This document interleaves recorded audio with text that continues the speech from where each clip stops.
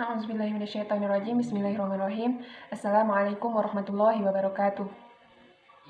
Hamdan syukronillah, salatan wassalaman ala rasulillah, amma ba'du. Yang kami hormati Bapak Walid selaku pengampu mata kuliah Supervisi Pendidikan Islam. Perkenalkan, nama saya Kartini dari MMPI kelas C. Baiklah, di sini saya akan mempresentasikan tugas saya yang diberikan oleh Bapak.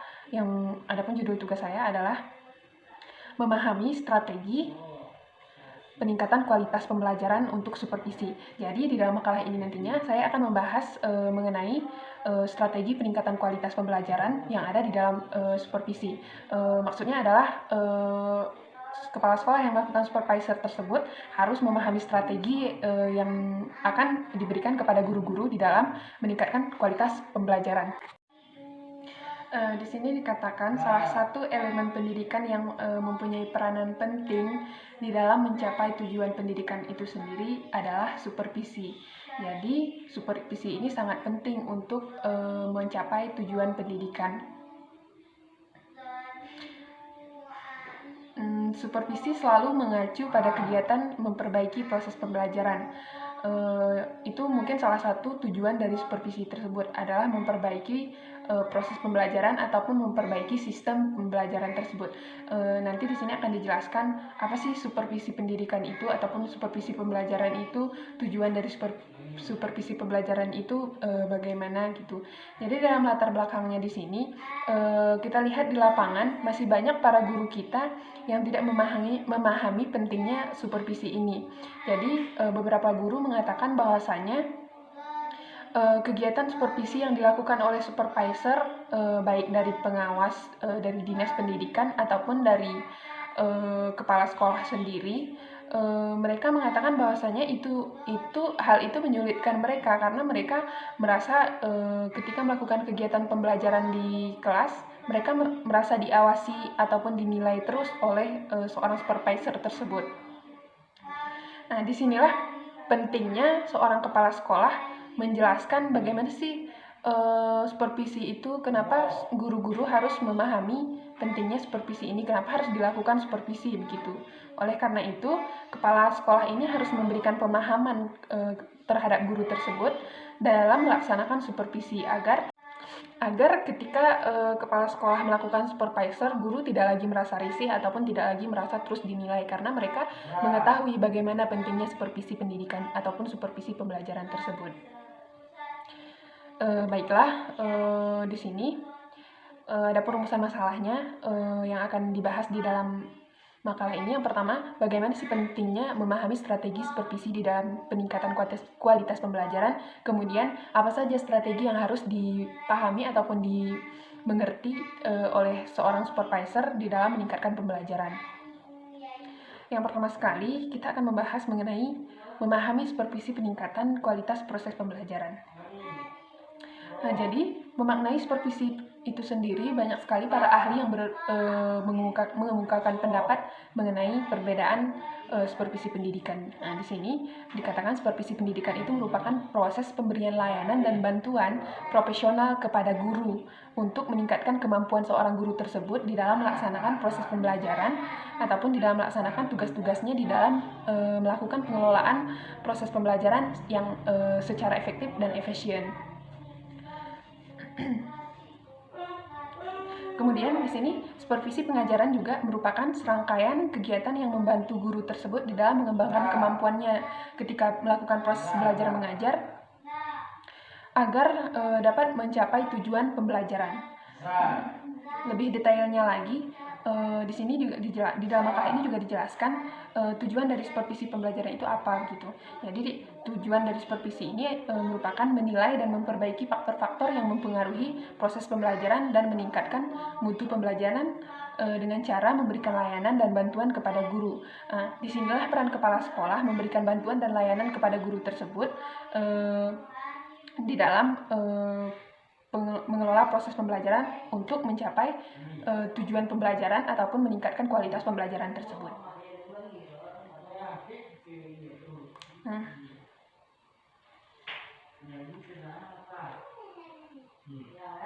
Di Di sini diadakannya supervisi tersebut diharapkan supervisor ini dapat memberikan pengaruh positif kepada guru dalam mengelola proses pembelajaran. Oleh karena itu, ketika melakukan supervisor, kepala sekolah harus ketika melakukan supervisi, kepala sekolah yang selaku supervisor ini harus memberikan pemahaman terlebih dahulu kepada guru-guru tersebut mengenai supervisi itu sendiri. Jadi, adapun strategi yang dianggap dapat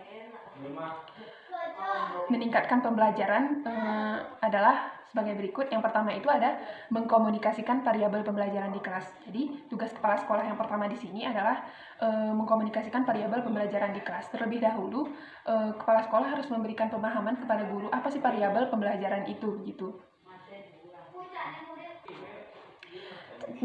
Variabel pembelajaran ini merupakan dasar penting yang harus diketahui oleh seorang guru.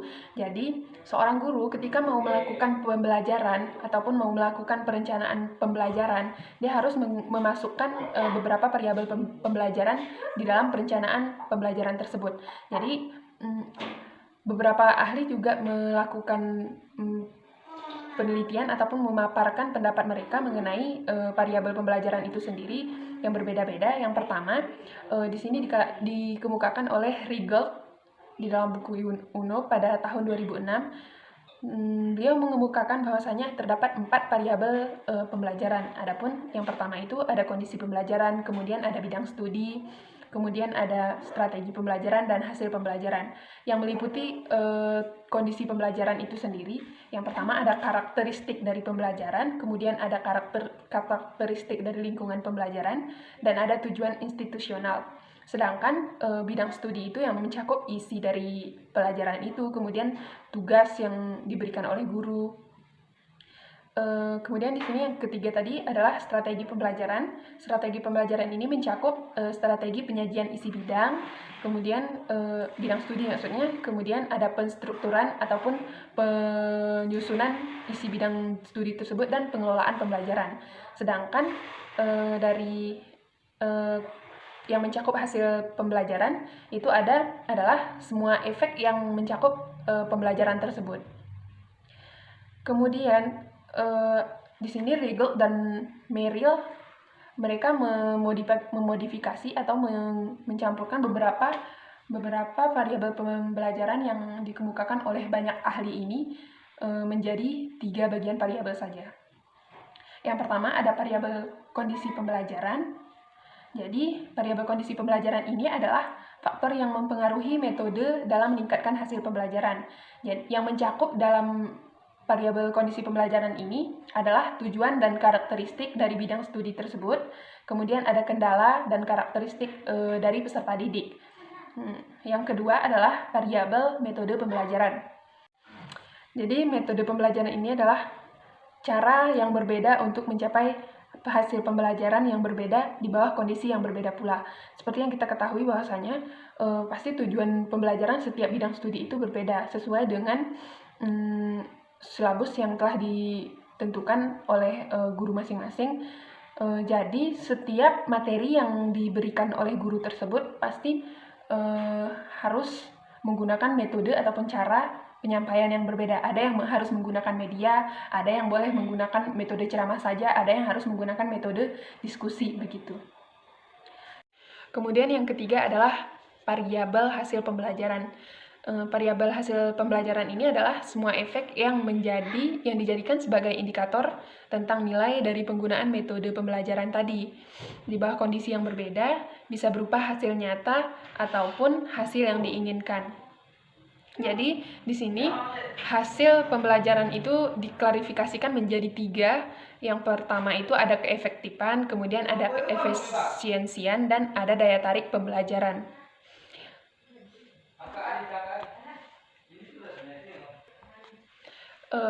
Jadi itulah variabel pembelajaran yang harus diketahui oleh guru, yang harus dicantumkan di dalam perencanaan pembelajaran.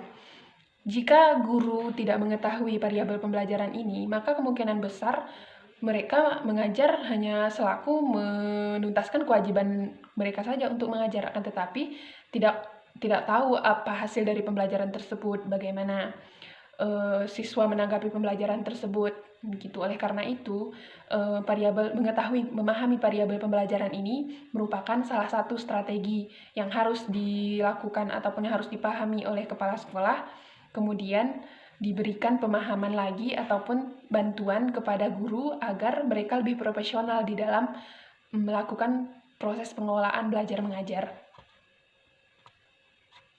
Adapun strategi yang kedua adalah menjelaskan penyelenggaraan atau karakteristik sekolah yang efektif.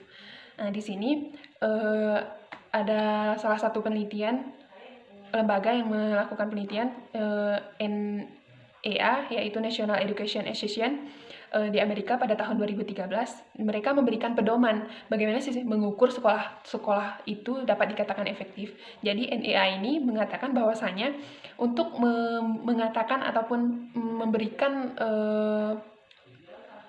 kepada sekolah, untuk dikatakan sekolah itu efektif, ada 3 dimensi yang harus dipenuhi oleh sekolah tersebut agar dapat dikatakan sekolah yang efektif. Ada dimensi input, kemudian dimensi proses dan output. Dimensi input ini di dalamnya itu mencakup ada keuangan personalia, kemudian fasilitas yang dimiliki oleh sekolah tersebut, ada peralatan pembelajaran ataupun sarana pembelajaran, kemudian ada bahan pembelajaran, ada kebijakan dan peraturan, serta latar belakang dari peserta didik. Hal ini termasuk di dalam dimensi input. Kemudian yang kedua ada dimensi proses. Dimensi proses ini yang mana meliputi kurikulum pembelajaran, kemudian ada penerapan kebijakan, peluang pendidikan yang beragam, keterlibatan orang tua di dalam proses pendidikan, dan kepemimpinan. Beberapa hal tersebut merupakan dimensi yang mencakup proses ataupun proses berlangsungnya kegiatan belajar di sekolah.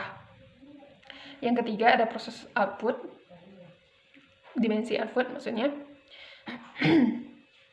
Jadi dimensi ini mencakup keberhasilan akademik sikap, kemudian lulusan yang dilahirkan oleh sekolah tersebut, kemudian ada drop out juga, kemudian ada keamanan dari sekolah tersebut, disiplin dan jumlah siswa, termasuk jumlah siswa yang melanjutkan pembelajaran itu termasuk ke dalam dimensi output.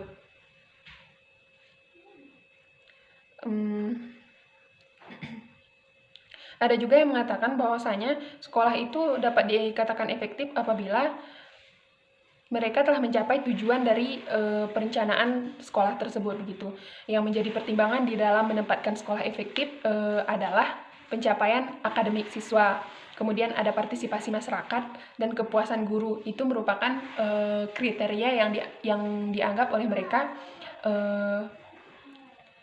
kriteria yang dianggap sebagai sekolah yang efektif gitu.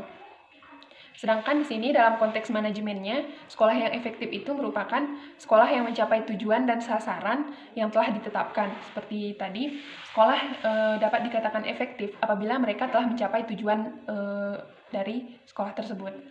Sini ada ciri-ciri sekolah yang efektif. Beberapa ahli juga mengidentifikasikan ciri-ciri sekolah efektif. Ada yang menurut Squares pada tahun 1983, beliau ini mengungkapkan bahwasanya sekolah efektif itu terdapat 8 ciri. Yang pertama, adanya standar disiplin yang berlaku bagi kepala sekolah, guru, dan peserta didik juga. Kemudian yang kedua, mereka memiliki peraturan dan rutinitas di kegiatan kelas. Kemudian yang ketiga, mempunyai standar prestasi sekolah. Yang keempat, ada siswa diharapkan mampu mencapai tujuan yang telah ditentukan. Yang kelima, siswa diharapkan lulus dan memiliki pengetahuan akademik.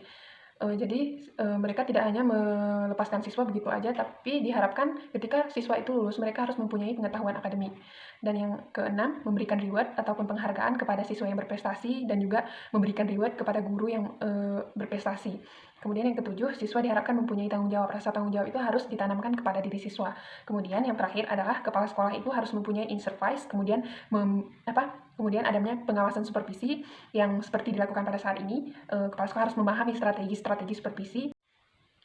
Jadi kegunaan strategi ini adalah agar guru memahami bagaimana sebenarnya sekolah itu dapat dikatakan efektif. Oleh karena itu, kepala sekolah sebagai supervisor mengharapkan guru lebih profesional lagi dalam melakukan pengelolaan pembelajaran agar sekolah mereka itu dapat dikatakan sekolah yang efektif.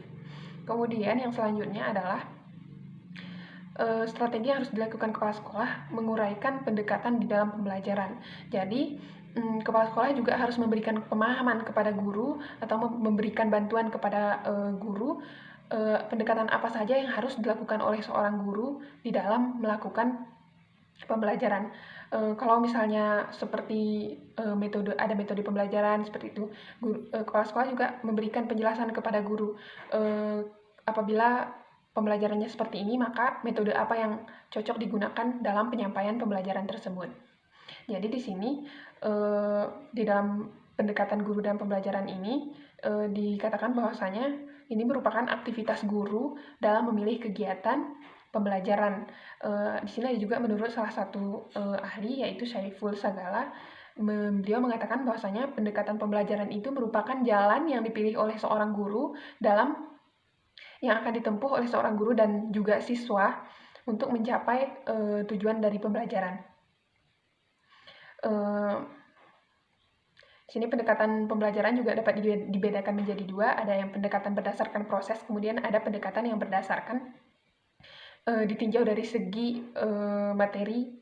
Yang pendekatan pertama, pendekatan berdasarkan proses, itu meliputi pendekatan yang berorientasi kepada guru, penyajian bahan ajar, dan semua kegiatan itu diatur oleh seorang guru. Kemudian pendekatan pembelajaran yang ditinjau dari segi materi meliputi ada pendekatan konstekstual, kemudian ada penyajian bahan ajar yang dikonstruksikan dalam situasi kehidupan peserta didik sekitar. Di sini dijelaskan juga ada beberapa macam pendekatan dalam pembelajaran yang dapat digunakan di dalam proses kegiatan belajar mengajar. Ada 3. Yang pertama itu ada pendekatan konstekstual, yang mana pendekatan konstekstual ini adalah bahwa siswa itu belajar lebih bermakna dengan melalui kegiatan mengalami sendiri, begitu. Kemudian ada pendekatan konstruktivisme, yaitu merupakan landasan berpikir pendekatan konstekstual, yaitu bahwa pendekatan ini dibangun oleh manusia itu sendiri. Sedangkan yang pendekatan ketiga yaitu ada pendekatan deduktif dan pendekatan induktif. Yang pendekatan deduktif ini ditandai dengan pemaparan konsep, definisi, dan istilah pada bagian awal pembelajaran. Sedangkan yang pendekatan induktif itu memiliki ciri utama dalam mengolah informasi menggunakan data untuk membangun konsep ataupun untuk memperoleh pengertian yang digunakan di dalam pembelajaran tersebut. Kemudian strategi yang terakhir adalah mengkritisi metode pengembangan dan evaluasi pembelajaran guru.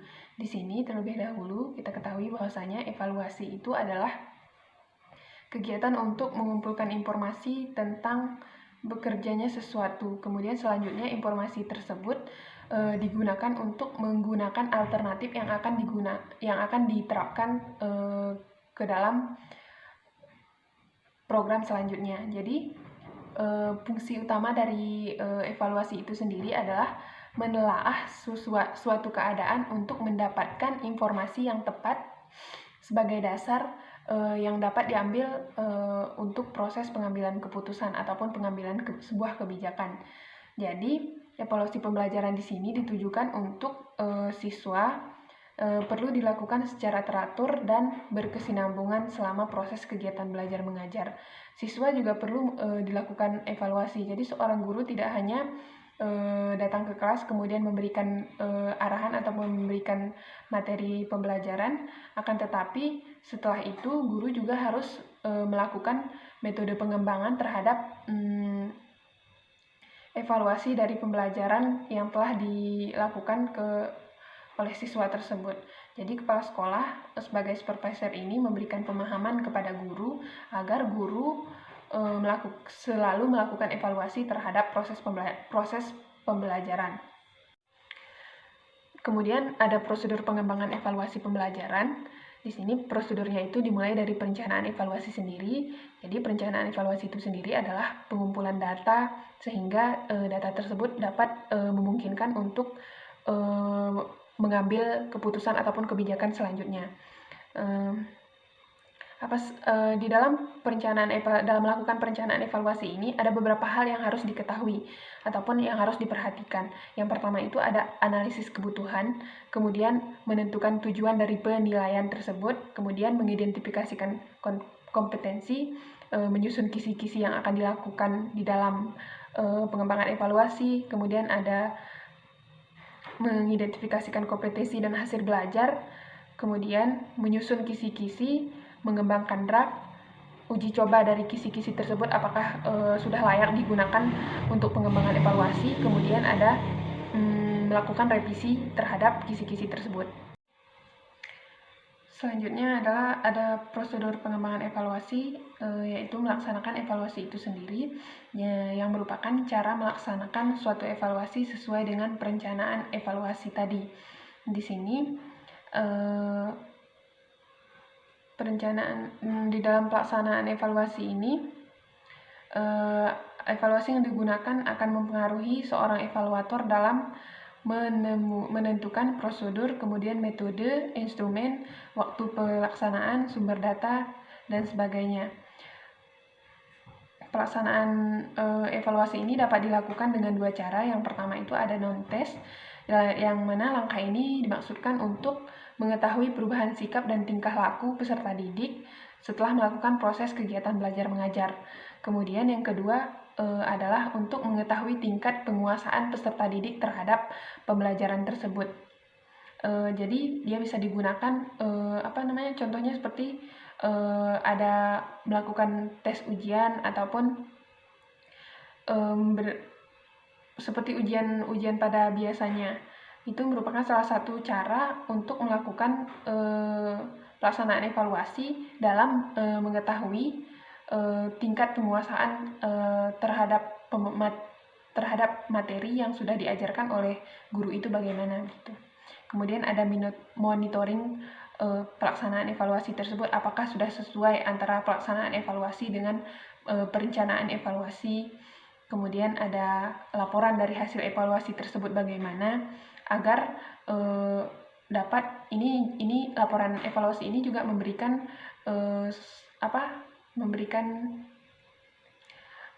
kepada guru tersebut, agar guru tersebut dapat menilai apakah proses pembelajaran tersebut dapat dikatakan efektif atau tidak begitu. Kemudian di dalam laporan evaluasi ini di sini dikatakan bahwasanya laporan kemajuan dari belajar peserta didik itu merupakan sarana komunikasi antara sekolah, kemudian peserta didik dan orang tua dalam upaya mengembangkan dan menjaga hubungan kerjasama yang harmonis. Dan yang terakhir adalah penggunaan hasil evaluasi tersebut. Jadi di sini penggunaan hasil evaluasi yang disebut sebagai laporan yang dimaksudkan untuk memberikan feedback kepada semua pihak yang terlibat di dalam pembelajaran, baik kepada guru ataupun kepada murid, kemudian kepada masyarakat ataupun orang tua dari murid.